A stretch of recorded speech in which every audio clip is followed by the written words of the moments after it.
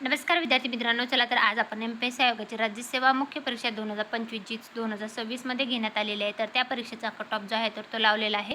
जाहिरात क्रमांक 1 2026 जो त्याचा कट ऑफ जो आहे तर तो 25 ऑगस्ट 2026 रोजी एम-पी-एस-सी आयोगाने लावलेला आहे. तर त्या संदर्भातला अपडेटेड व्हिडिओ मी तुमच्यासाठी घेऊन आलेले आहे आणि याच्यामध्ये हिस्ट्री जी आहे तर ती ठरलेली आहे. तर एम-पी-एस-सी आयोगाची जी राज्यसेवा मुख्य परीक्षा 2025 जी 26मध्ये घेण्यात आलेली आहे त्याच्यामध्ये मुलांच्या कट ऑफपेक्षा मुलींचा कट ऑफ जो आहे तर तो जास्त लागलेला आहे.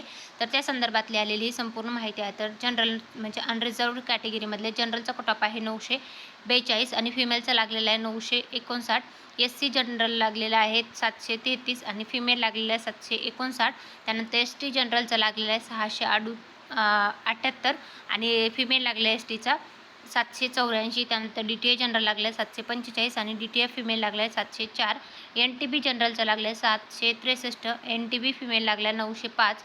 सोशली बॅकवर्ड क्लास जनरलचा लागला आहे 772 आणि फिमेलचा लागला आहे 869. एन-टी-सी जनरलचा लागला आहे 888. फिमेलचा लागला आहे 844. डी-टी-ए जनरलचा लागलेला आहे 845. डी-टी-ए फिमेल लागला आहे 790. त्यानंतर ओ-बी-सी जनरलचा लागला आहे 863. ओ-बी-सी फिमेल लागला आहे 844. त्यानंतर ई-डब्ल्यू-एस जनरलचा लागलेला आहे 737. ई-डब्ल्यू-एस फिमेल लागला आहे 713. सोशली आणि एज्युकेशनल बॅकवर्ड क्लास जनरलचा लागला आहे 858 आणि फिमेलचा लागलेला आहे 889. दिव्यांग ग्रुप एचा लागला आहे 825.